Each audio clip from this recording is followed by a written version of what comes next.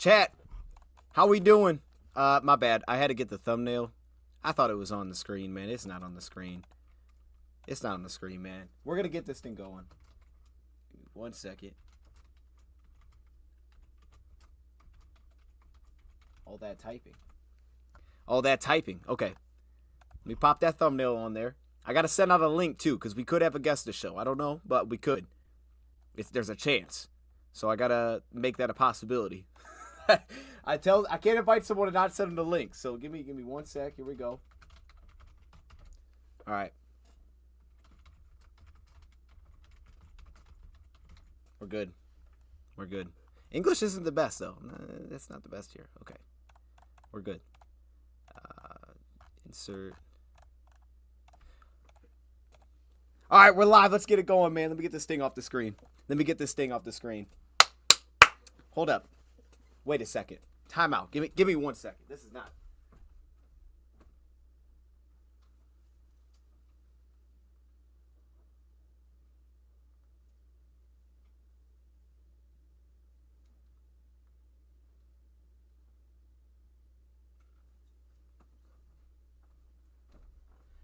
Okay, I lied. I didn't bring it in. I thought I did. I didn't bring it in. I'll have to get it for the game start.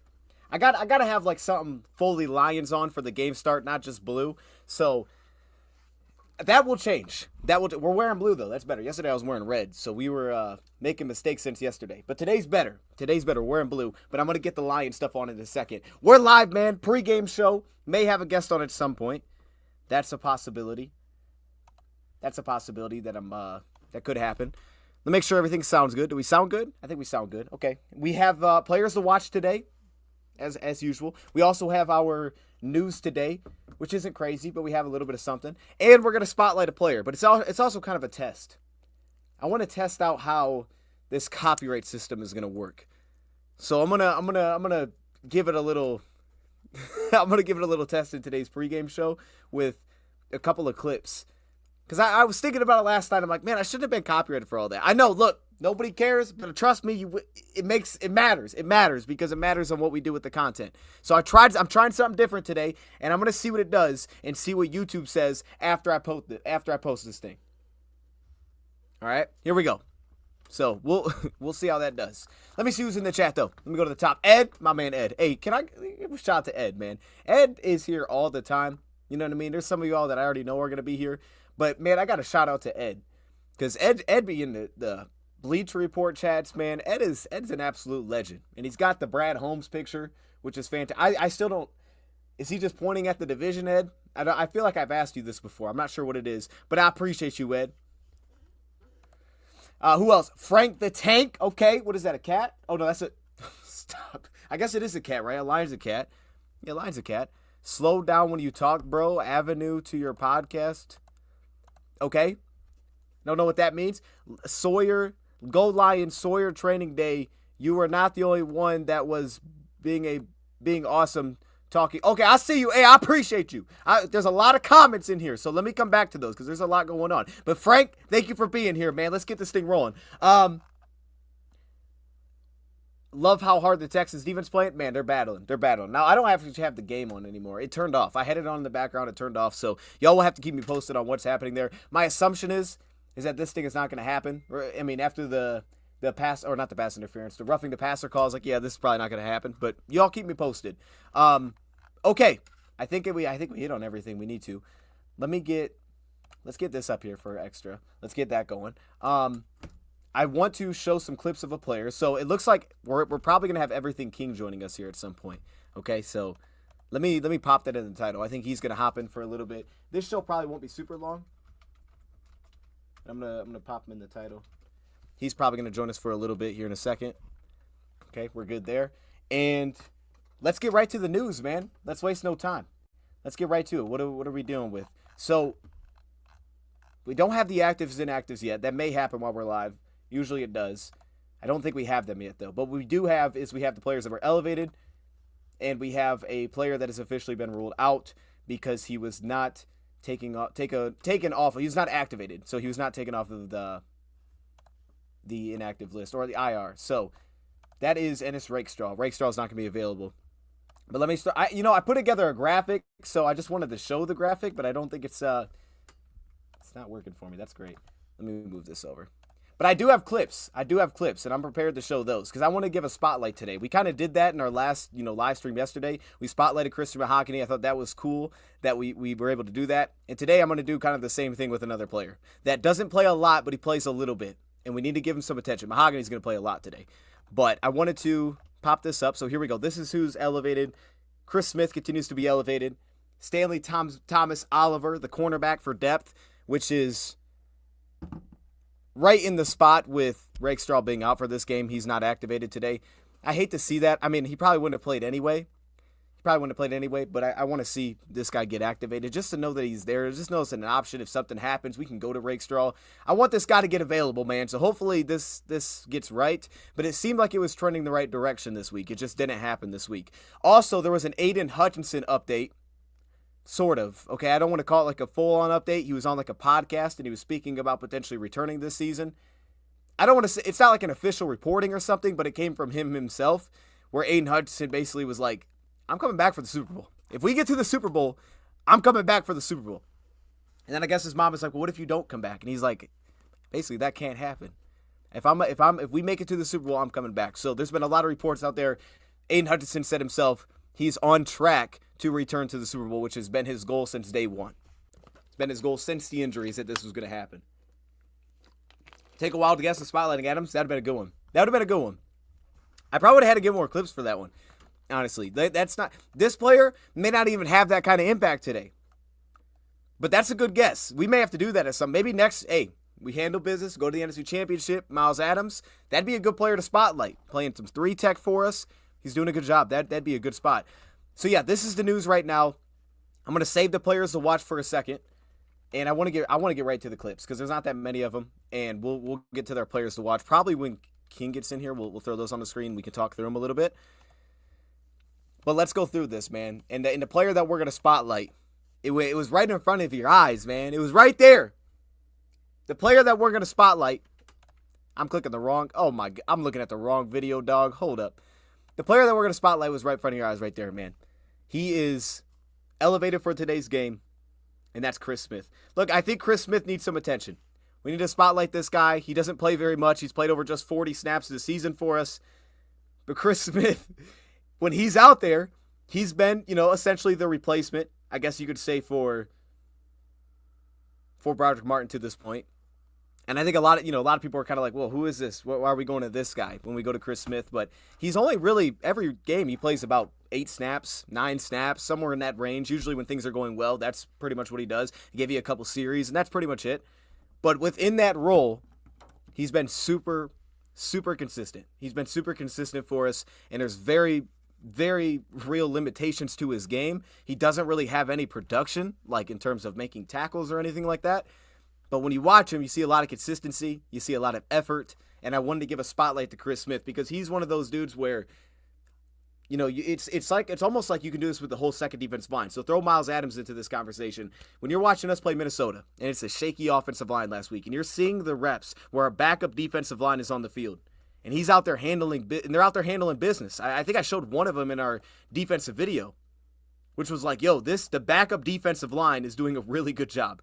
Well, how often is that the case? The backup defensive line is doing a fantastic job here. They're getting a run stop. And Chris Smith is typically a part of that, so we're going to show that today. All right, let me make sure this is working. Rakestraw's huge upside, and that's the concern. The concern in college, too, was injuries, right? Like, he's got the hamstring. I wonder if today was a little bit more illness-related. I don't know if it was just, like, for whatever reason stuck in my mind. Based on reading it, it sounded like it may have been more illness-related of him being out this week. I don't know that that's true or not, but yeah, hopefully he gets past these, man, because that was the whole thing in college, man, was just injuries kept knocking him out. It was weird. Like, you would go into games, and you're like, I'm not even sure if he's playing. And then he'd play, and then he'd kind of go out. Like, okay, where'd Rakestraw go? Like, that's just how it went. Heck of a player, inside, outside, but yep, injuries have held him back. Hopefully that's not something that continues because I'm with you, man. I'm going to be, if Rakestraw turns into that dude that I think he can become, that jersey's going to be worn so often. And plus, here's the other thing to throw out there. If Rakestraw becomes the guy that we hope, and he is part of the future, man, I mean, at some point, what if he was a starter? The back end of the Lions have would be just full of hitters, man. Because Terrion hits dudes. We've seen that. We know Branch just lights dudes up if he's a hitter. You throw a guy like Rakestraw into that with Hamik Robertson. You got some nasty hitters all across the back end. He fits into that perfectly. Maybe even more so than the others. So I'm hoping that pans out because, dude, we got some dogs back there. So let's give some love to big number 90 because he's playing the one technique constantly. And a lot of times you're going to see him paired up with Miles Adams, who's playing the 3 outside the guard here. He's handling nose tackle for us. It's different. It's very different, right? He's not usually going to be playing like multiple gaps or that kind of thing, but he's very consistent. And you see it on a play like this. It's not a good pass set at all. On the play action, they try to slide their offensive line right. It's blown up. Their left guard on this play gets completely blown up on the play. Chris Smith gets off the ball, and he just plays with an urgency to him. There's an energy to his game. You see it right there. And I love his hands. If there's one thing that's pretty consistent, it's his ability to keep himself clean. He gets himself locked out early, just like this, and then he just continues to roll. And this is the thing that works really well, man. There's a lot of integrity to his game. There's a ton of integrity to his game, but that's the thing, is there's constant effort as he works through reps, and it leads to eventual pressure. Sometimes, occasionally, if a guy holds onto the ball. Y'all are saying it's 12-13. They missed an extra point. Houston might have a shot. That's big. So that was the first drive out of the second half. Is that what that was? They just go down and score a touchdown? That's crazy. If they went down and scored a touchdown first drive, second half, I think they're going to win that game. Even in the first half, they were losing, and it felt like Houston was playing potentially a better game. But yeah, the kicker also missed a field goal in the first half too. So 12-13, though, they're going to give him. I mean, shoot, he missed it last time they played this team. He missed an extra point. Now, this was not great, and this is where I think you see some of the limitations, right? You see him working on the right guard here. You see he's trying to lock out a little bit. There's not a lot of length to create much separation. Athletically, he's not fantastic either here. He gets kind of locked up, and then he tries to step outside, loses contain. This isn't fantastic, so he gets latched just a little bit too much. Again, he doesn't have some of that length. If that's Broderick Martin, Broderick is either going to get himself free or he's potentially going to get a hand on the quarterback. Chris Smith doesn't necessarily do that here. He kind of just stays locked and continues to work forward. Not a lot of variety, as you see in the pass rush. There's not a lot there necessarily, but there is effort. There is that. And you could also see limitations on a play like this with Chris. Back at nose tackle, again, working on the guard. He's inside his gap. He shows his gap integrity like he's supposed to, and he stays in front of it. He's handling the zone blocking, and this is usually the area where I get concerned about Broderick. So this is where I think he helps us, because this is what San Fran's built on, and he's handling that. But his inability to get over top of a block maybe and make this stop, that shows up a little bit too. Can you work over a gap to make the stop? Maybe not consistently, but he's going to be doing his job. Now, hey, shout out to Miles Adams. Miles Adams was getting enough field here. He was cooking a little bit. And this wasn't even a great example. This was a better example where he almost got a tackle on the screen. It's the kind of thing that he does, though.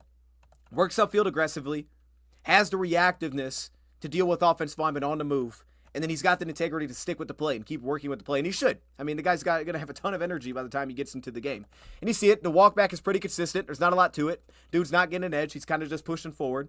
Right? You see right here, there's really not much going on here with Chris, but you could see that this case, this was later in the game, he's locked in on Brock.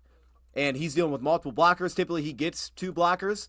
So for him, it's not his job to get the sack here. Dude, just keep him in the pocket. If he takes off, we need eyes on this guy. A lot of times, nose tackle got to keep eyes. DJ Reader has done a nice job recently of this. So just keep eyes on him. And for a guy that's not on the taller side, Reader could just see the quarterback over the offensive lineman sometimes. Well, not Reader. I'm sorry, not Reader. Some of our defensive linemen can. Not Reader. Reader usually can't. Levi can. Reader is kind of in the same boat. Both those guys make it work, though, man. You know what I mean? You got to look through these windows of the offensive lineman, working over the shoulders. And you can see it here, man. He's active. He's staying with the play. This is the kind of thing that I think that you love out of Chris Smith. When you get stuff like this, when you see plays like that, and then you see his ability to just constantly continue to work through traffic. Oh, there's a screen stick. Now I'm getting back. There's control. So, look, man, he's got to fit because there's real limitations. But especially within how offenses play today, he's going to usually be where he's supposed to be. He may not go out of his way and make the play. He's going to give you effort, though, and he's probably going to be where he's supposed to be more often than not, which is that kind of, I think, the thing the Lions want to avoid when it's playoff time. We got Reader, we have Levi, those are the guys, and those will consistently be the guys. But now I would keep an eye on Chris Smith, because Chris Smith would play alongside of guys like Pat O'Connor. Pat O'Connor could go in. And he could play next to him because he doesn't move. Chris Smith doesn't really ever move outside of nose tackle one technique. But with Pat O'Connor can then go to the 3. He can play defensive tackle as well when he's on the field. So there's not a lot of flexibility. But without Pat O'Connor, he could get more than 9 snaps. He could see 15 today. So he's a guy to circle for that reason. He could have an extra series in there that gets thrown into the game because they need someone else to handle business a little bit there. It's possible. Maybe not, but it's possible. So they just know what they're going to get out of him. I think that's why he constantly continues to get brought up. And to this point, he's been pretty consistent, about 40 snaps. How important will Bates be for the playoffs? I mean, massive. I mean, that's everything. Well, I guess as important as Dan Campbell is going to put it in his hands or put it on his foot. Because a lot of times we know Dan Campbell's like, you might have thought he was going to be important, but watch me go for this. It's, all right, never mind. Never mind. I got you. Okay, not going to kick the field goal. But hey, look, man, I'll tell you what. We had an example last year. We played the Rams, and as much as the kicker situation at times was kind of questionable, I mean, the kick of the career was made for who was our kicker last year in the playoff? His name is going. Oh, it was Badgley. He made like the kick of his career against the Rams. It was our only points in the second half. We ended up winning that game by 1. Badgley's field goal was massive. So like plays like that, why Bates could be very important. I think just situationally, we've done such a good job going into the half, coming out of the half.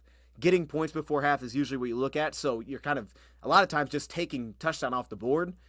So anybody that can help you get those 3 and potentially create a swing if we're not going to get the ball first, because it's very possible that both teams are saying we win, we receive. And I think Washington might be coming out with that exact same perspective. So because that's the case, he's huge going into those situational spots, I think. While we talking about number 15, Kathy, to play the game yet? Bye. What's up? Oh, Frank, you leaving? All right, Frank. Appreciate you stopping in. Swift sighting. They showed Swift on the screen. I want Broderick to play. I do eventually too, and we'll see where next year goes. But I think that's where it's at right now. Yeah, I mean, look, man, and again, I liked things about what Broderick did against, who was that? And like I said, I still believe that if you need a guy to play 30 to 40 snaps, I'd go Broderick. Like, I would go that over Chris Smith. And especially, I think, where Broderick becomes valuable is when you have injuries around. If you're really, like, if we don't have DJ Reader, and you said that the whole game has to be Chris Smith and nose tackle, I'd be like, ooh, that's concerning. That's going to be a concern. He's going to get worn down. I don't think he's built for that. He's not going to give you much beyond expected. But when you have Reader and you have Levi, I think Chris Smith is fine because you're really more leaning on the other guys to go above and beyond. But when you have Broderick, you can get a little extra than that's there. You can handle double teams. You can free up other players to be a little bit more free. I think he's necessary depending on what's around. And he has the ability to take on a workload. And it was some of the no-huddle stuff got him into trouble. But I think typically when you're asking a guy to get 8, 9 snaps, and you're like, who's just going to give me 9 more consistent snaps? And those 9 snaps, I don't need you to be amazing. I just need 9. I need 9 snaps where 2 of them aren't blown assignments and one of them's really good and the other are just okay. I just want consistency. You are where you're supposed to be. And I think that's what they've gotten out of Chris, is at very least they've gotten consistency. God of the golf slander must stop, bro. You know what, man? And I've been thinking about this, right? Because I was kind of surprised. I don't know where it's all. I think it's coming from Washington fans, and they're hyped up on their quarterback, as they should be. I'd be hyped too, man. If I was bad like that, and then we got a quarterback, we started winning. I thought about that. I don't think it's going to frustrate me anymore because I don't think that there's.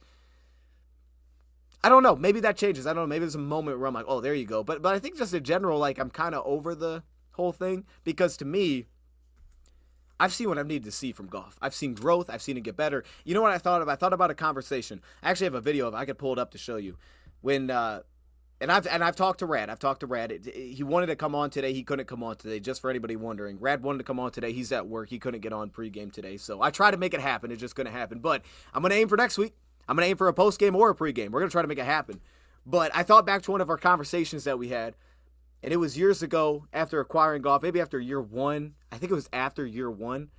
And, we talked about the ceiling of Goff and kind of what that was. And, I was trying to really make the case like Goff hasn't hit his ceiling and here's why he hasn't hit his ceiling. And then I think looking back, it's very clear like, oh, okay, he definitely hasn't hit his ceiling. Like we can just, if you just look at his Ram stuff versus now, different player. So for me, I don't think some of those arguments you can't win. Because if I throw numbers, teams will say his team is too good. And if I say that, okay, well, his team's good because of the trade, and majority of the weapons that he has are through the trade, at that point, it's like, okay, we kind of said what we need to say there. But then the only other response would go to, well, it's Ben Johnson. And it's like, all right, there's not a lot for me to say there. You know, he was well with the Rams. He did well with the Rams too. But yeah, I mean, they're both good offensive coaches. It's good problems to have. You know what I mean? And this is why it's a team sport. So there's not like things that I'm like, you know what I mean? It's like a security thing. Like I don't feel insecure about Goff at all. You know what I mean? So that kind of stuff, I don't think it's gonna get to me anymore going forward. You know what I mean? Because I feel like I've seen what I've needed to see. This guy's gotten his money. He's earned his money. He's continued to get better. He's been the perfect demeanor. I can't tell you how much I love the demeanor. Like I was even looking back on some of the Rams stuff. You know, we did one of the Goff videos we did a few weeks ago, looking back on some of the Rams stuff, and, you know, when they were like, man, I thought that was going to work well. You had McVay, he was this fiery guy, and Goff was like the chill guy, and it's like, oh, they worked perfectly in that sense. And I think that the Lions have that now with Dan and Goff. Like, I think they have that perfectly. They have a fiery coach that's aggressive, and you have a guy that's really chill in Goff, super calm, and he's going to not put you into trouble. Not on purpose, you know what I mean? He's not going to take bad risks. So I think it's actually working out that way that the hope was. So it's in it, and it takes me back to the St. Brown conversation. I think it was a year ago, I had to make an argument for St. Brown, and I had to argue whether or not I thought he was the top 5 receiver, and I made the case he was a top 5 receiver. But most people watching would probably say, yeah, St. Brown's not a top 5 receiver. Understandable, right? They go Jefferson, they go Jamar, and it was hard. It was like, all right, some of the numbers are top 5, but it was like for the Lions, he's top 5. For us, he's a top 5 receiver. Or he's a top 5 receiver because it fits what we are and it fits who Goff is. Like that's the same idea as the whole quarterback in a system. It's the same for every spot. And I think that's a great example. I mean, think of defensive linemen or certain D linemen that teams won't draft. There's certain spots Broderick Martin just can't fit, right? There's a different skill set that Chris Smith brings. There's different linebackers that don't do the same thing. And it's the same thing with the receiver, right? It's like St. Brown in this offense is a top 5 receiver. If the Lions had every receiver lined out there, I think they would take him top 5. I think it'd be a top 5 pick if they could choose any receiver. But for other teams, he probably wouldn't be a top 5 pick. Maybe not all, but for most teams, probably wouldn't be a top 5 receiver taken. But that's because they play different. So I think it just kind of goes right back into that same conversation. It's called a team game. That's it. It's a team game. And the only reason that constantly comes up, and I'm just going to be blunt and honest with this, the only reason that constantly comes up is because it's the easiest way to talk about the game. For just keeping it because, I mean, think about it. You watch a game, the stats are shown. They're the most present stats. Nobody has stats on the offensive line. You know what I mean? Unless you go to Pro Football Focus and you find advanced stats, or you go to a different website like SIS and you see what their efficiency and what's their wins and EPA. Unless you go to that stuff, there's no stats on a dang offensive lineman, so nobody cares. You know, you got stats on receivers and quarterbacks, but they're not touching the ball. Most times you don't know what they're doing unless they get the ball. Running backs are the closest thing, but running backs were kind of devalued, I think, by a lot of people. And receivers can be amazing, but they can only be amazing if they get the football. If a receiver cooks somebody and nobody sees it, most of the time nobody knows that happened. The quarterbacks, you know everything that happens. Good, bad, in between. You know everything, and you know it live immediately. So it's good, but it's understandable why that's typically where the conversation is always going to go, is it's about that position. Because everything else has to be devalued. It's like, how often do y'all see those? If anybody tells you Goff isn't that great of a quarterback, how often are those people going to talk to you about the Lions safeties? They never will. They never will tell you about the Lions safeties because nobody sees them. You don't see the safety. You have no idea. Unless they get a pick, you're like, I don't know. Can't even see them on the screen. They cut the dang thing off. I don't know what they're doing. That's life, man. You know what I mean? That's life of for a majority of how it goes down. That's the life of, the media and how people kind of perceive things or whatnot. So, and it is what it is. So it's even the same way with quarterbacks. It just depends on who you're talking to. What does that person value? Do they value how it looks? Do they value just winning? Because if they value just winning, then situation will matter, but they probably won't take situation as much into account. The stats just matter. Everybody's got their own thing that matters to them. Because again, it's hard to have a conversation without a nuanced conversation of like, yeah, this quarterback's better than that quarterback, but let's not talk stats and let's not talk wins. Tell me why that quarterback's better than that quarterback. And you'd be like, man, that's tough. The conversation is probably going to end with, well, this guy's a little more mobile and he's got a bigger arm. That's where it's going to go. And that's pretty much it. That's the extent of the conversation. If I told you to make a case for one quarterback over the other and he can't use stats or use wins and record, and I said go, it would be a very quick conversation with most people. But that's how it's digestible, it's digestible like that. Because I couldn't do this. If y'all gave me 2 quarterbacks, I was like, all right, make my case for which one's better. I'd be like, man, that's kind of tough just on the spot to do that.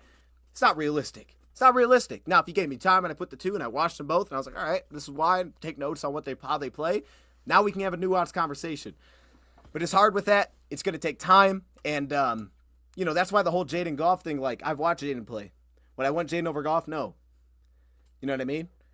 But it'd be hard to kind of break all that down because it's such a different system. He plays in such a different style. Jaden's awesome in his offense. He's awesome in there. It's good. He's got a good fit for him. It's like I like Brock Purdy with the 49ers. It works.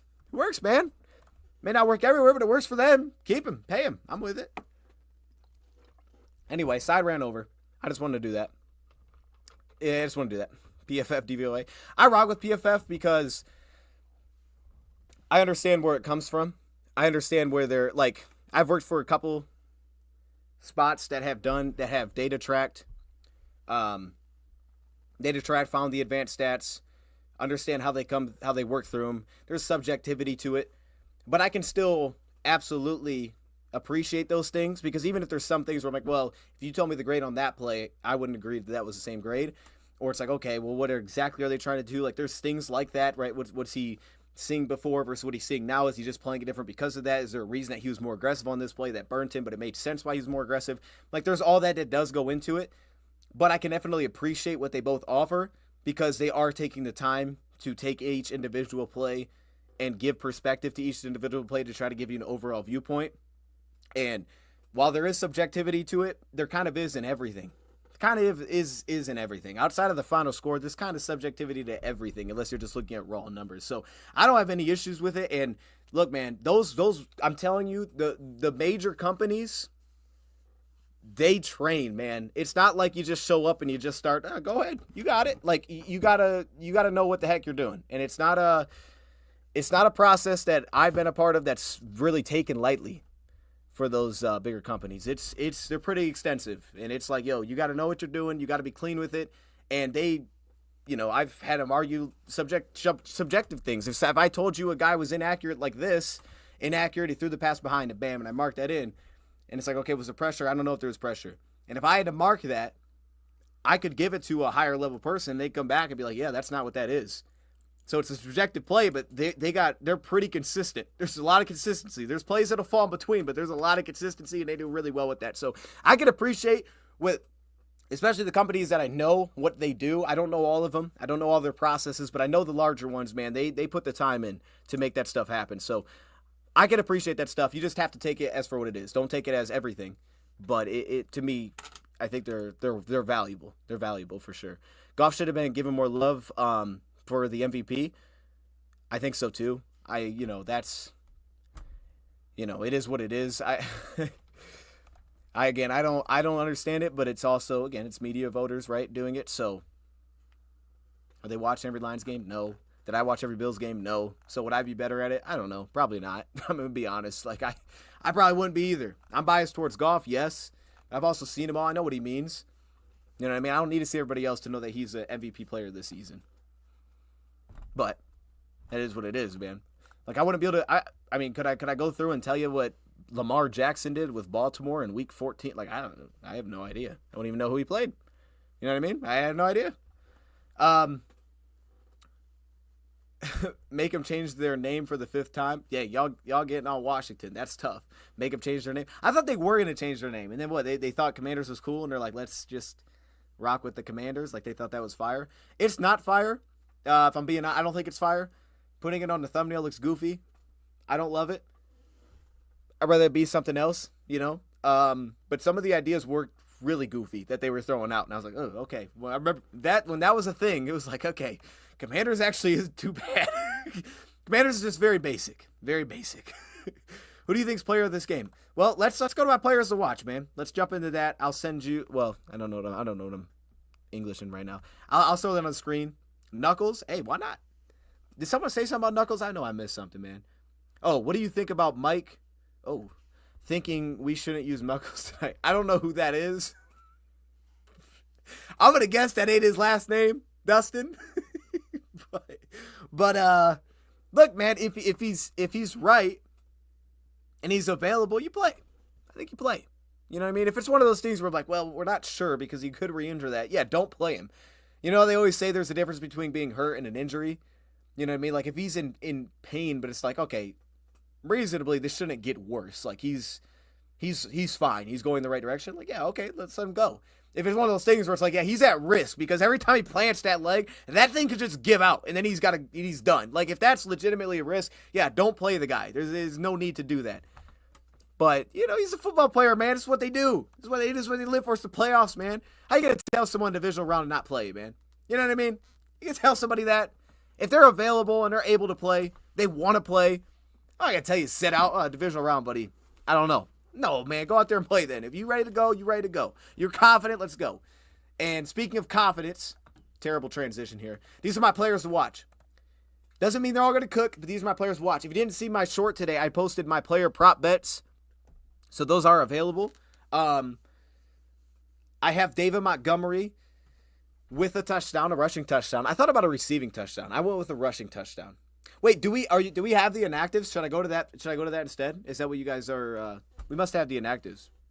I'm gonna guess we're having the inactives. Let me check if there's an if there's inactives. We'll go to that first, and then we can talk through these. Let me see. I assume that he's playing based on what y'all are saying. Now making me believe. No, I don't think we have inactives officially yet. What's up with CD3, man? Jaw injury. I'm surprised. I was surprised that he's out for the year. But the latest update that I had read was like a week or two ago, and it was that like CD is going to be down for the year. Like that's the expectation. Like he's not going to be able to come back from that.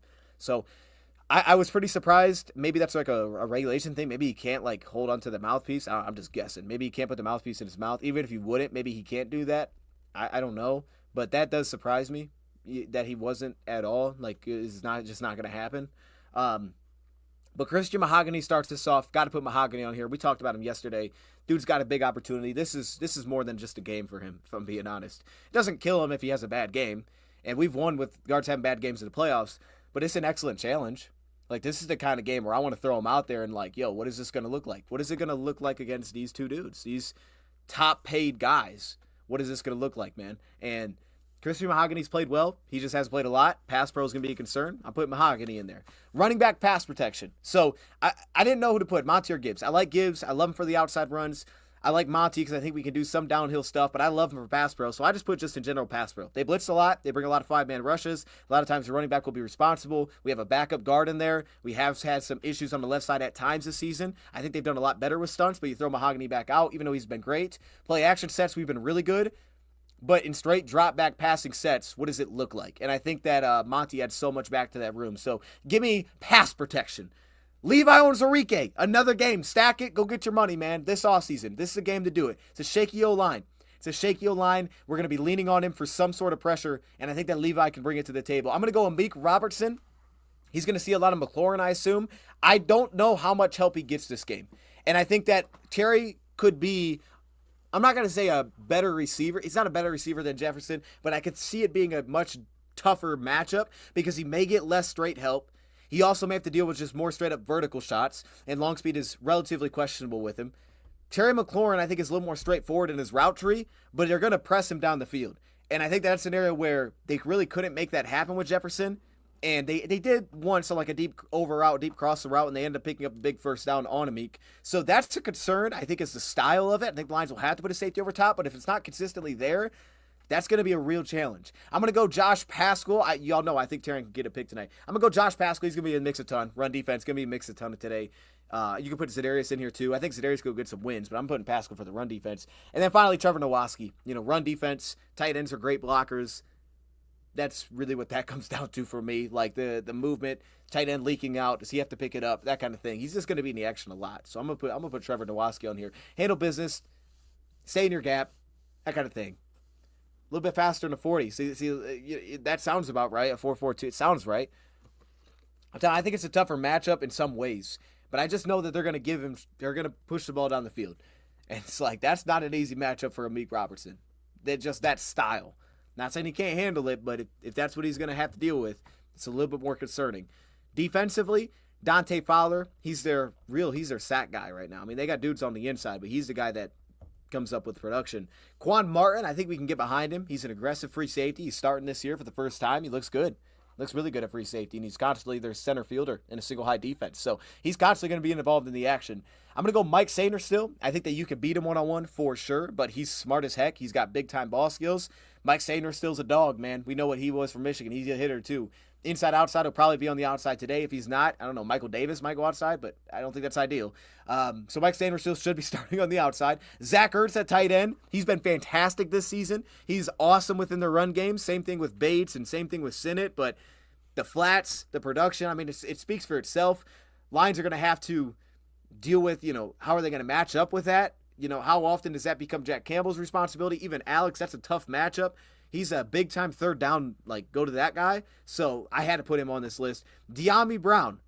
This is for the inverse of I want to see how I think Taron gets this matchup a lot, how that goes. I think if Taron gets a pick, it's probably on Brown because Brown's another vertical shot piece. He's good after the catch. I love this matchup. But if De'Ami Brown cooks, it'll probably be because the Lions are sending extra help to Amik Robertson. So there's a world in which he could cook and the Lions could be okay defensively. But if they're both cooking, we're probably having an issue. But it'll probably be because of some help over the opposite side. So that may leave more one-on-ones with De'Ami Brown. And depending on how that matchup goes, could be a huge impact on the game. And Tyler Biadasz is my final player here. He grades out really well. He grades out well. I won't say really well. He plays out good. I don't think he's been great, though, the last few weeks. And I think we can get wins there. And this is what DJ Reader's for. Is this specifically. So those are my 5 players, or 6. I think I put 6 on both sides with pass protection being one of them. That's cheating, but that's what we did. He said send the link. All right, hold up. I think I sent it on X.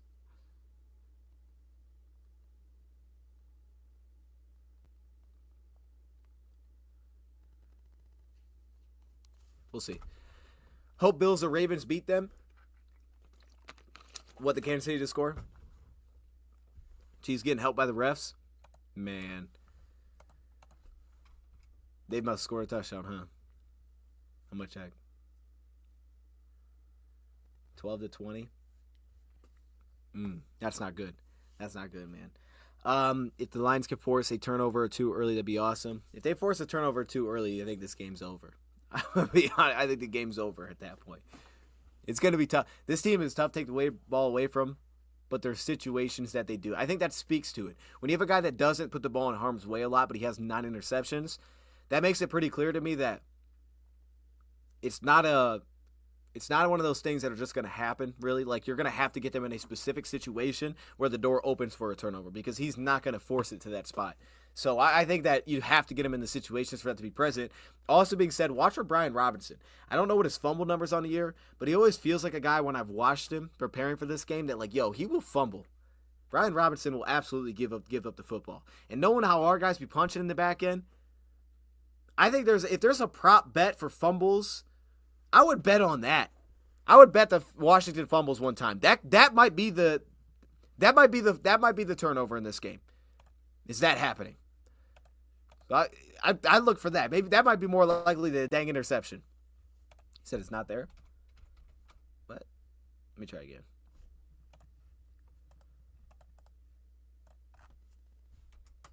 All right, try it again. Smart quarterback. He's smart, and it fits their team. He's smart because I think he's smart because it plays well within who they are. He doesn't try to do too much, which would put them into trouble. They're not a team I think that's built for him to do too much. If he's trying to press tight window throws, it just wouldn't make sense for them. It get them into more trouble. They don't have a plethora of receivers that are just dogs where it's just give everybody a chance. It's not built like that. And I think that's why you see the style in which they play is we've got to keep this thing close. It plays into the fact that he doesn't turn the ball over because he just doesn't take some opportunities that could be there. I think he leaves things on the table. I definitely do. And I want to get him to the spot where he is forced to not leave that on the table and he's forced to make that throw. Because he's an accurate passer, but I don't think he's a pinpoint, he won't miss things. I've seen him miss plenty of throws, man. Speaking of missing throws, dang, King. Hey, that was a bad transition. I'm going to be honest. That was a terrible transition. Missing throws, and I went right to King. That's crazy. I felt disrespectful. I apologize if that's how we start this. King, how you doing, man? What's good, man? What's good? I'm ready for game time. Man, you sick a little bit? You good? Yeah. I got it's a little touch of something spectacular. I don't know what it is, but woke up with a fever last night and everything else, but I'm good. All right, we had this conversation with Easy because he was sick. Yeah, Is it kind of nice sleeping a little bit when you're sick sometimes? Be honest. it You know, is. when you got the chills, it's kind of like, all right, this is comfy. It's probably the only time I can really get rest when nobody bothers me. When you're sick, thanks, bro. That's not the worst thing. Now, when you wake up, it's trash. But Yeah, when you're trying to sleep, it's like, all right, this could yeah, be worse. absolutely. Man, I know you've been locked in on the Pistons. Like I know, and they were winning. They didn't win today, right? They ended up They losing. they just lost in the last 30 seconds. I shouldn't have brought that up, but I will say they've been cooking. So I do need to know, like, bro, what the heck's going right? Because I've caught things here and there, but I haven't like been into it like that. So just like, man, get me posted. What's working right now? New coaching staff, new attitude. Same thing that the Lions did, pretty much. Change the front office, change the coaching staff, change the culture. That's all it is. And now they're like, last time I seen, they're like in a play-in spot. Yeah, they are above 500. They're like a spot out of the 6th or 5th seed. Oh snap! They're really about to be in there. That's what you need. That dang 6 seed. That's what it is. Yeah, That's sweet, man. I think it's gonna happen this year. I think they're getting in, and then the play-in every year. It's like I feel like it's always super unpredictable. You think one team is just like it goes complete opposite way. So I believe, man. let's just hope the Okay. Commanders are predictable tonight. We take care of business like we're supposed to. Hey, let's go to that. Let's go to that. I mean, what's all the talks about Jaden Daniels? You know, so like, what's your impression? What if I was like, yo, who's Jaden Daniels? What would Yeah. you tell me as a Lions fan? Jaden Daniels is a running back. That's what he is, man. He's a running back. He's 800 and something yards running the football this year. And I don't think he's going to change tonight in any way, shape, or form. So the Lions just going to have to do their job and make sure that he don't get loose and cause us too much trouble. Keep the ball on our side of the field and manage the game clock and, just come out with a win. We don't have to blow them out. Just win. That's it. Just win. Whatever it looks like. I had Brad text me last night, and he's like, I think we can win. I'm like, bro, that's it, man. Just win. I mean, we can win on the last second field goal. I don't care about none of this, like, make a statement. We got to make no dang statement. We just need to win the football game. I just want another shot at last year. What the heck we didn't do. No, that's a hilarious answer. That's fantastic. I wanted to ask you this, though, because this is what I've been thinking about. And every time I think about it differently. But, like, Terry McLaurin, we all kind of know, like, he's the dude there. I mean, Zach Ertz, your number 2 receiver. This dude was on our dang practice squad, I think, last year. Like, this is nuts. So, like, how would you go about handling Terry McLaurin? Like, what would be your matchup? Would you focus on a safety over top? What would your idea be there? Same thing we've been doing with everybody else. We've faced way more complicated foes than McLaurin. He's a good receiver, but I'm not changing up nothing too special on defense. If I'm Aaron Glenn, we're gonna stick to our true man defense. I got faith in my corners, and I think they can do a good enough job against McLaurin. Like I said, we just gave a live example of what we saw with Jefferson. You know what I'm saying? So, like I said, we just have to do our jobs and make sure that we keep him under control. I think we can. We have the corners to do it. We have, true man corners. Yeah, I don't see no reason to add any type of extra activity unless he starts to get out of control. I got a good one for you. All right, this is deep. This is good. I got a 2-part for you. So the first part of the question is, I want to know, like, because it's been a while since we've done a show. It's crazy. The season just flies once it starts. Like, one, can you name me a player that you feel like has surprised you? Maybe good or bad, probably good. Player that like, they've been like, oh, that's a good surprise so far this season. Offense, defense, special teams. And then I want to attach to that a very specific question, which is Levi Onwuzurike. Where are you at with an extension on Levi? You can go either order there. Oh, man, that's the back end of that. Yeah, just slid that one in there. Player for surprise this year. Is there a better one? Yeah, it would have to be somebody like one of the guys that came out of nowhere. Guys like Muhammad, you know what I'm saying, on the defensive line. Find some type of way to show up every single game, whether it's a sack or some pressure. But it has to be some of those guys that came up for the practice squad. Everybody else is pretty much doing what we expected them to do. But the back end of that question, Ozarike. Okay. Yeah. Yeah. Yeah. I mean, he's battled through a few injuries this season, but for what it's worth, when he's been on the field, he has helped the defensive line. But I'm just glad to leave that to Brad Holmes, man. I can't give you a straight answer right now. I just can't. Okay, but before because the inactives just popped. If I flipped it like this, like, is it more of a performance thing or more of a price thing? Do you think right now for why maybe you're just not sure? Like you need to see more, I think or is it's it a like little yo, bit. I'm just not sure?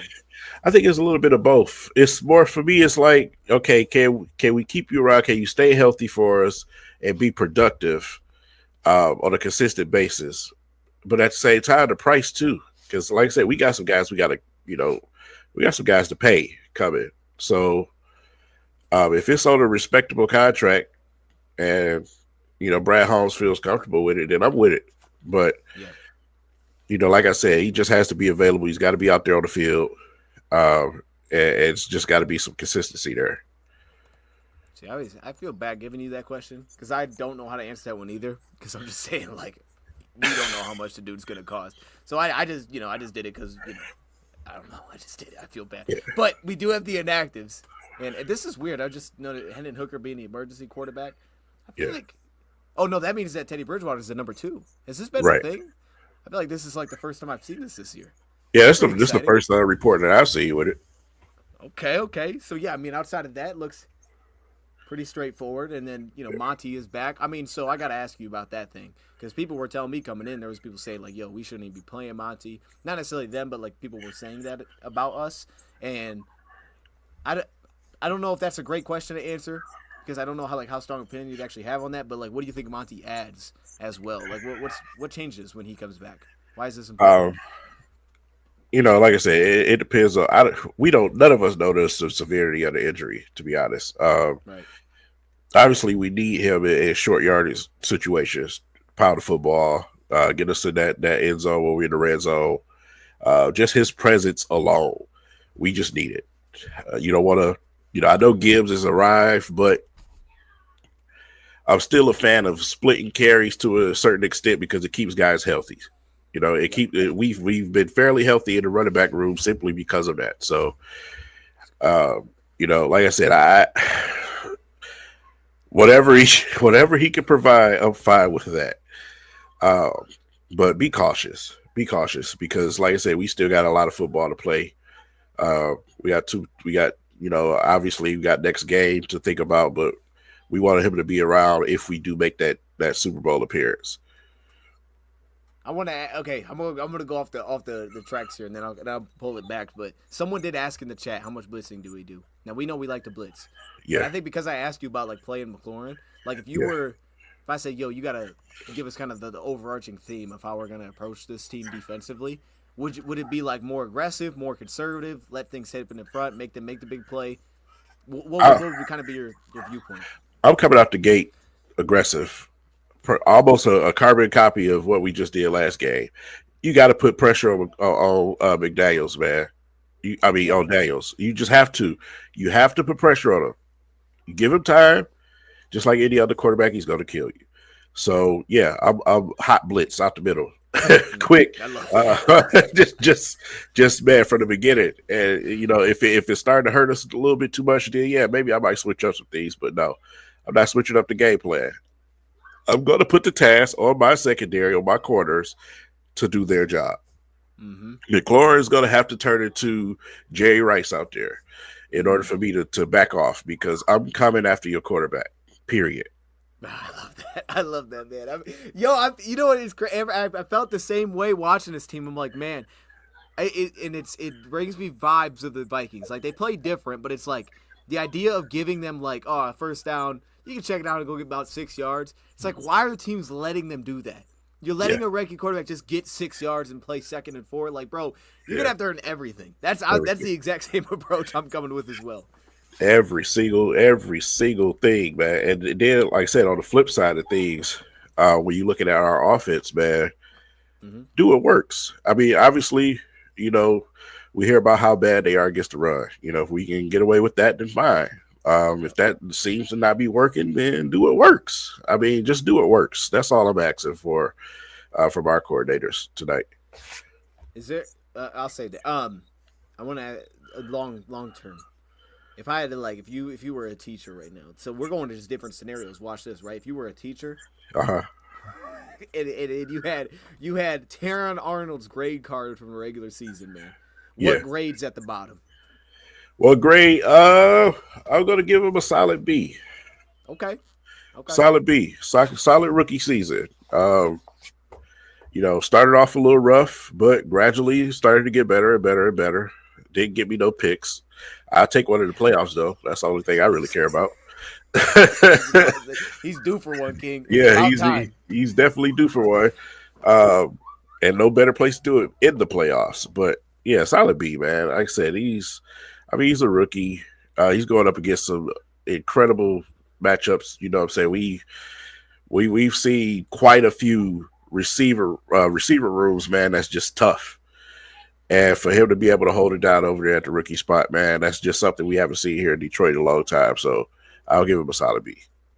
I like that. It's good because I was thinking like, yo, if you give him like a D, I was wondering where you were gonna be at with this because he's had like 5 picks his last year, right, in college, and it's like he doesn't have one. It doesn't feel right. Like something goofy has had. He's played too many snaps for something goofy not to happen and him pick one off.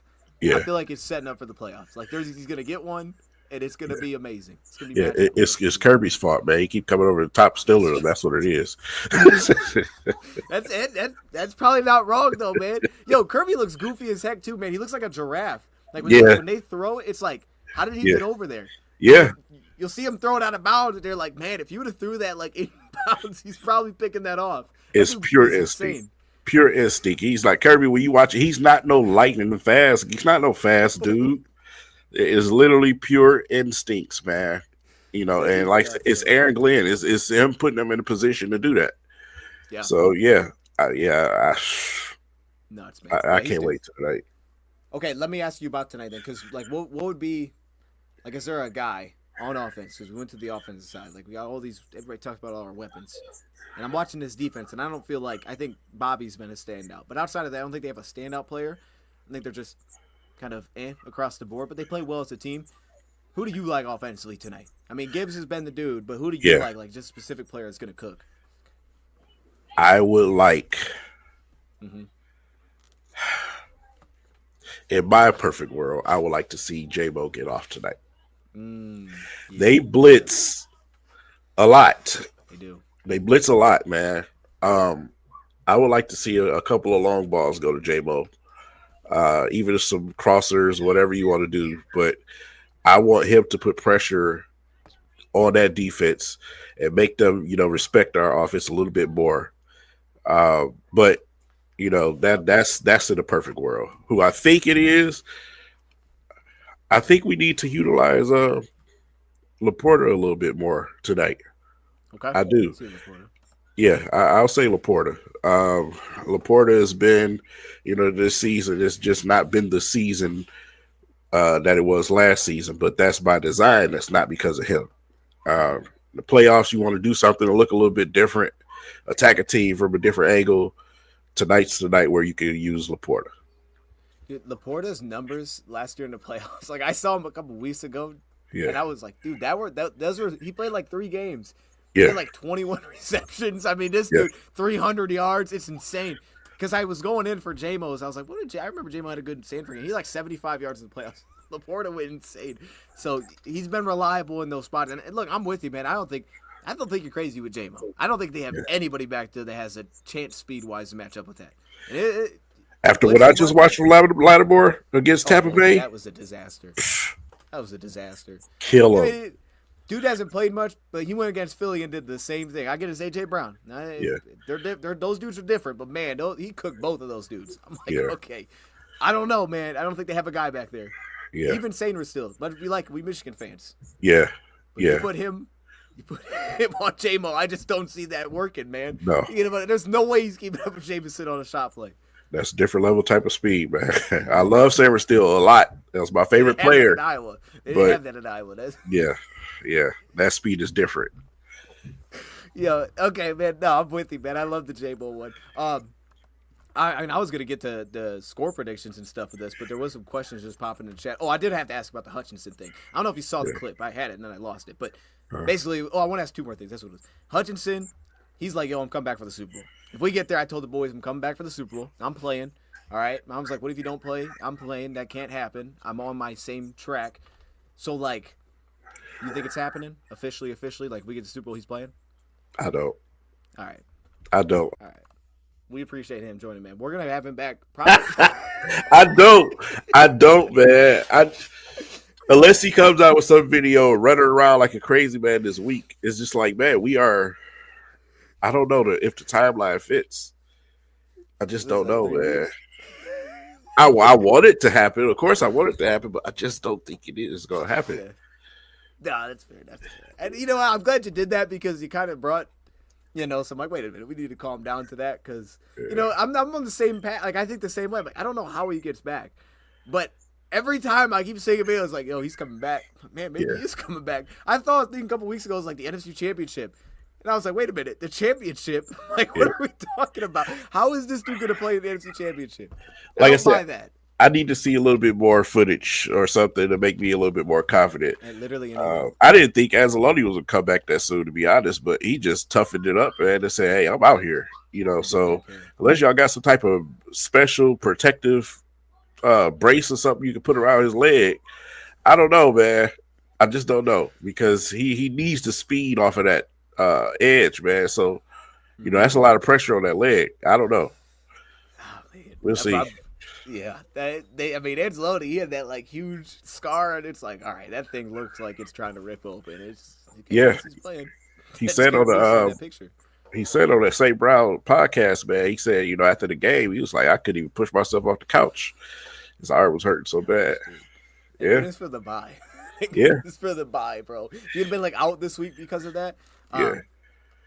Okay, Ben Johnson, because it feels like right now it's between us and the Raiders. Like that's kind of where it feels like it's going. I mean, the Jets. I think Jets or Saints are taking Glenn. Jets, there's some reports coming out, but it sounds like he's going. So Ben Johnson, if I said that it came down to Lions and Raiders, which do you think he would choose?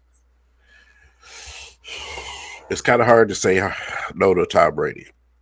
It really is, but like I said, the last measure of that decision would have to come once again from his wife, just like it did last year.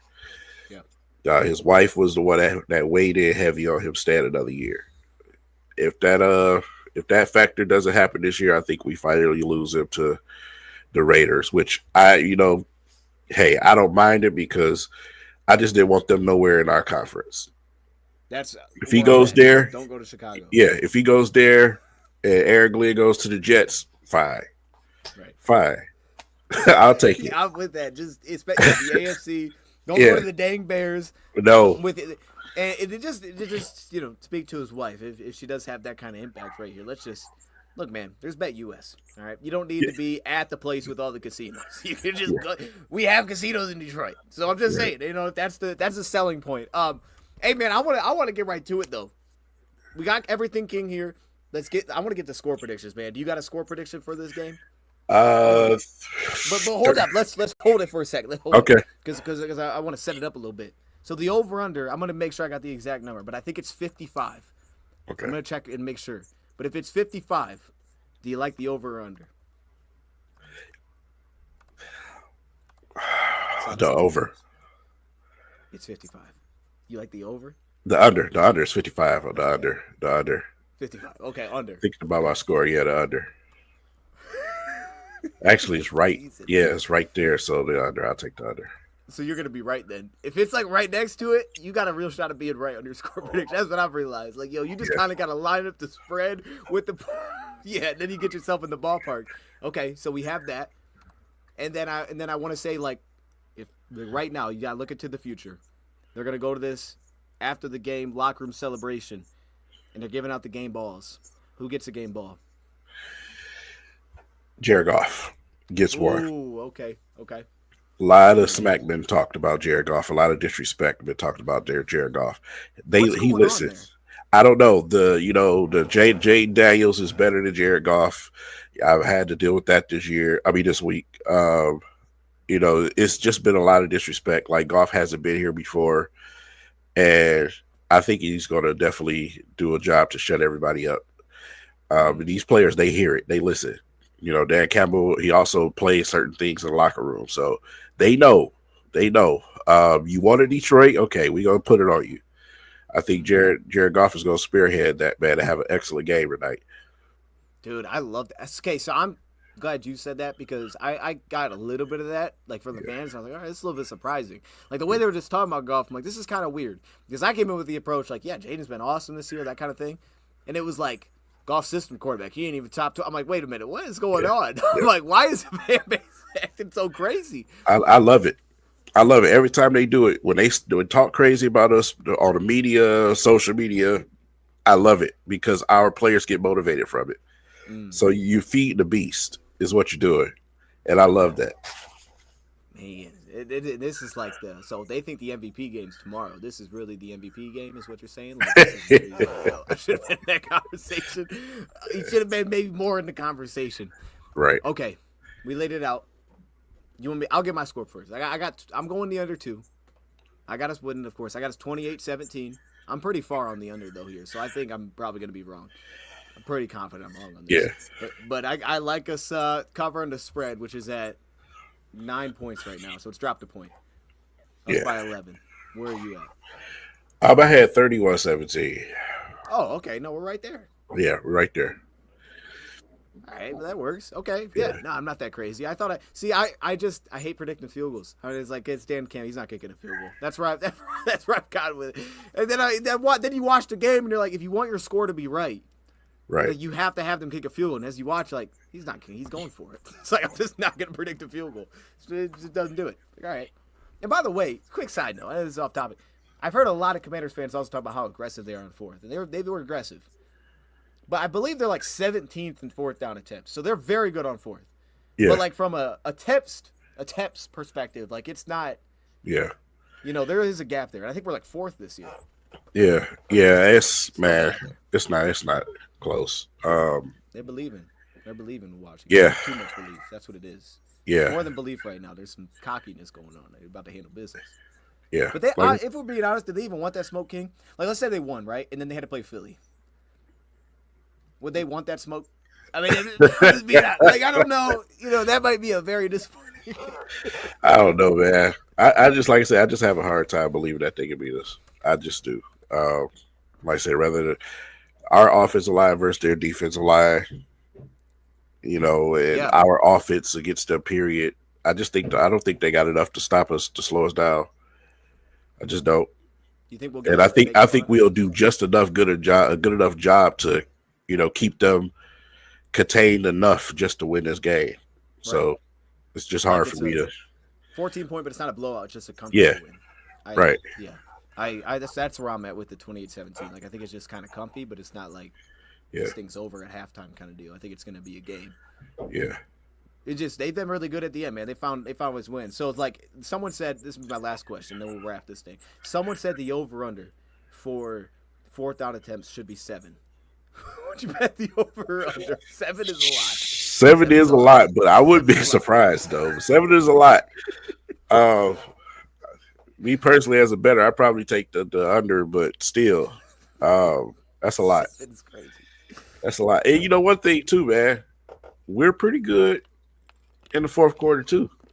You know, a lot of people ain't talking about we win games at the end of the game, too. So we're about to flip the narrative. Yeah. Like I said, I always have it, you know, previous to where we've been these last couple of years, it was always, what do the Lions have to do in order not to lose? Well, now my mentality is, what does that other team have to do to beat us? Because we're the standard. We're the cream of the crop. You have to come and get us. We're not coming to get you. So what do you have to do to beat us? That's more of my concern. What do you have to do? No, that's a great point, and that's how I kind of was approached. It's like with the whole aggressive thing. Like, I should have almost asked you that way then, because That's how I'm looking at it too. Is like I think Washington has to be aggressive. Like I think defensively, for example, like everybody knows what we want. We want to run the ball, and they're like, we may not match up great there. And then it's like we want to do some play action. So I was like, Yeah, if I'm Washington, my perspective has to be like, yo, I can't just sit back. I can't let them be comfy. If they're comfy, this thing's over. So yeah, it's like from their perspective, they have to be super aggressive, I think, to just hope that they create a couple big negatives out of it. And then it's like you're going to leave opportunities for JMO and that kind of thing. So that's how I'm looking at it too. And then offensively, does that make them, it's 4th and 3, we might have to go first drive. If we win the toss, we might have to receive, like that kind of thing. if you want to destroy them, they're aggressive. Yeah. Gibbs, throw him the football. Throw Gibbs the football. Agreed. You'll kill him. Throwing Gibbs the football out the backfield, you will absolutely destroy them. And you want Bobby Wagner chasing him. Like that's what I want. Yeah, So bad. yeah, Like, Bobby Wagner. Yeah, put him in his grave. Bro, like he's been a dog between the tackles, but it's like, dude, you get it. It's just not the same. I want him chasing Gibbs over and over out there. Just Over and over. Go chase that guy. Deal with that. That's just not the same. Yeah, deal It's with like that the type J-Mo of thing. speed. Yeah, Yeah. I want you having to change directions and stuff. Like I'm putting him in the action where it's like, yo, we got just crossers, and you got to just like, okay, I have him now. I got to pick him up. You're not picking that up. You're not changing direction and picking him up. That's where I'm at with it too. I want to just make this dude chase people. I want to wear him out from the jump. I see one of the people in the comments say, "Poor Houston." If you thought Houston was going to win this game, you're crazy. Yeah, from the beginning of the game, they was calling stuff for Kansas City, man. I turned it off immediately. It was already penalties against hitting Mahomes for the. I'm like, come on, bro. It's like this early. Never had a That flag chance. immediately was, come on, bro. To me, Come on, that's bro. why I want the Lions to play Kansas City, because to me, they're the bad guy. They're the. I want them to be. I want Andy Reid to be Eggman, and I want Jameer and Montgomery to be Sonic and Knuckles. That's what I want. That's crazy. That's great though. That's And, and then when you look at the colors, it matches too, though. You know what I'm saying? Everything matches. It's super marketing is what this is. That's an amazing shirt. That's an amazing shirt if that's the case. That build up, oh my goodness. That's a fire idea. Like, have you said that to people? Like, I feel like that. If this happens, that's an amazing idea. Yeah, I've said it, but if I say it too much, then you know how it goes. If social media pick it up, there's going to be shirts everywhere. Okay, you hang on to that, and then when that gets official, that's going to be amazing. That's awesome. I love that. That's a good point, because then everybody's going to be pulling for the Lions at that point. Nobody cares. Yeah. It's different. Buffalo's going to have fans. Kansas City ain't going to have no fans. And the fact that Andy Reid looks exactly like Eggman is hilarious. That is hilarious. Exactly like mustache and all. That's crazy. Yeah, the movie just came out. You know what I mean? We might even have wow. Okay, that's a good one. That's a good one, bro. That's so good. I haven't heard that. It doesn't sound like Knuckles one, but that's fantastic. Well, look, man, I hit on everything that I wanted to. There was anything that you want to hit on before we leave this thing? No, I think that's pretty much it, man. Gotta get ready to switch over and get ready for this live during the game. Man, I wanted to ask you this. Are you guys planning on doing like having guests on during the show? Yeah, you can just pop in, even if it's like for 10 minutes, 15 minutes, whatever. Okay. Just pop in, you know. I've been trying to figure out how I'm going to make that go down, how I'm going to make this work. Like, right. Get on, that kind of thing. It's been a weird setup because I know there will be people here. So it's like, it's just kind of a weird. Right. It's like, it's going to be hard to do a show when there's. But I want to be involved, no doubt. So I'm going to try to figure out how we can make that shake. But definitely I'll be in touch for sure while that's happening. Okay. Well, chat, we appreciate y'all joining, man. We got about an hour till kickoff, 45 minutes to an hour. Yeah, this game looks like it's over. But we'll be rooting for a miracle. Maybe something will happen.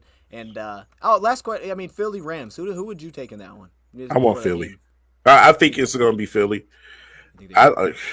Matthew Stafford is dangerous. I just think Philly has too much. I think the defense will be the factor in that game. Yeah. And I think they'll end up coming out on top. I think the Eagles are who we're going to have to get past to get to the Super Bowl. Dude, I underestimated the Rams big time against the Vikings. I was like, dude, they're not going to beat the Vikings. And then I'm watching that like, oh, this team is not good. I'm telling you, that first drive when Stafford hit the tight end, like the seam, and I was like, oh, this is going to be a problem. Yeah, they're broken, man. I had a thing where I said the Packers, showed the recipe to destroy the Vikings. Mm. The second half of that Packers game against the Vikings, you started to notice what they was doing, not only to stop Jefferson, but how they were attacking the middle of the field and using their aggression against them. And once we did it, and then the Rams did it too, they did the exact same way. The exact same game. Yeah. This is not right. Yeah. That's tough. That's tough. That's unfortunate, man. That's a crazy way to go out, but I'm confident in our coaching staff. I'm confident in what we got heading to this one. That's what always gets me comfy, Yeah. It's not just, just a nice blanket. It's also having Glenn and Ben. You're like, yo, these dudes are just going to have something for these guys. You already know they're going to have something. And you're like, I didn't think of that. They got it, and it makes sense. All right, man. We appreciate y'all joining. Go check out Everything King. King, plug your stuff, man. Definitely check me out on YouTube, Everything King. I will be live tonight from my channel and also from Lions Nation Unite. We will be live during the game. We will have giveaways too tonight. So we have autographed Herman Moore helmets, all type of memorabilia and everything else. So make sure you guys come and check us out. There it is, man. Check him out. Check out the Pistons content, man, because I don't bring that, but this season, man. This is a good year.